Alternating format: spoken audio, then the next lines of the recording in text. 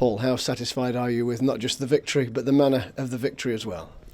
Yeah, we were good. I thought we were good from the first minute to the last minute.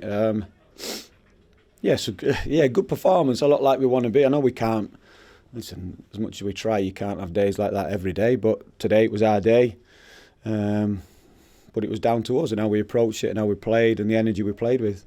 You seemed to be right in at them straight away, and allied with the fact that the possession was, if I can say, infinitely better than it was on Friday, and the two things married together well. Yeah, we made some changes to how we wanted to play, based on Friday, based on Boro, and just for real clarity. And please, I've just saw everyone in there just praise the players, praise the staff, the analysts, praised everyone, because there were lots of things that we spoke about that we executed really well. And I've been sat next to a centre-half during the commentary, so was one of those for the corners then always going back to Egan, because that yielded a goal today as well? Yeah, delivery where we could maybe get a bit more space. It's not always about the first contact, it's the second. So yeah, listen, you can't have perfect days. There's lots of things that didn't work for us, but that was one that worked without a doubt. And some smashing goals, not least that of Morgan Gibbs-White. Must be a contender for goal of the season. Good goal. So you look at, I think Connor tries to play one round the corner into the front man. Quick, one touch. It doesn't come off, but he wins the second. This is what we say. It's not always going to be a perfect goal, but from then it's perfect. He wins the ball, goes wide. Ozzy crossing with his right, and yeah, audacious, cheeky if you like, but you'd back him to do it. But listen, it's important that, and I've said it to Morgan straight away afterwards, because I know people speak about that finish, and he's got that, we can see. But everyone could also see how hard he works, and he worked extremely hard for the team. Not only working hard, but performed his role properly as well, because we can all run about, but it's about doing your job for the team, and that's why I love him, because he does that. Yeah, it was the icing on the cake, and I don't know officially, but probably a man of the match type of performance. Yeah, listen, there's probably 11 out there. There's plenty of good performances, which is pleasing.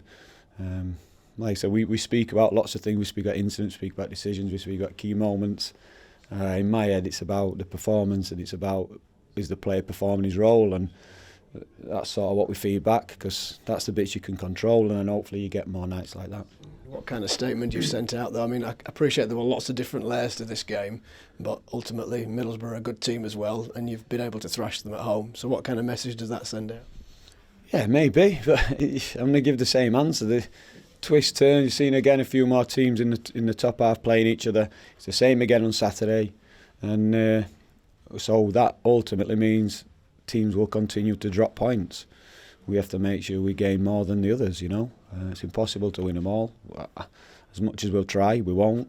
But like I said, we just have to make sure that we try and win more than the rest, because there'll be so many twists and turns, and we'll not really know who's really involved in the mix until the last few games. The important part is making sure we are one of those teams.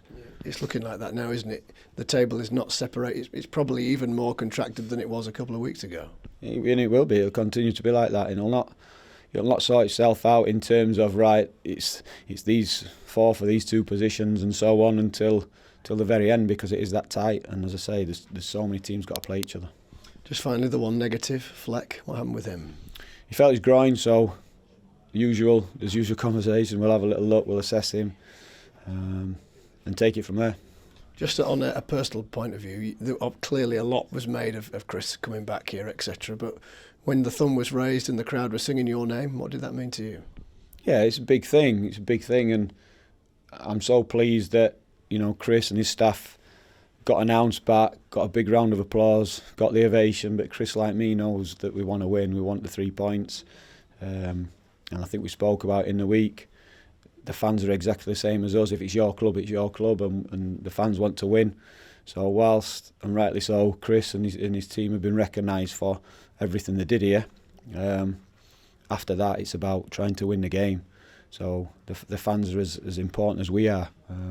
So yeah, that was pleasing, because I think obviously the result, but take the result out of it, from that point of view, the things you're speaking about, I thought everything was excellent.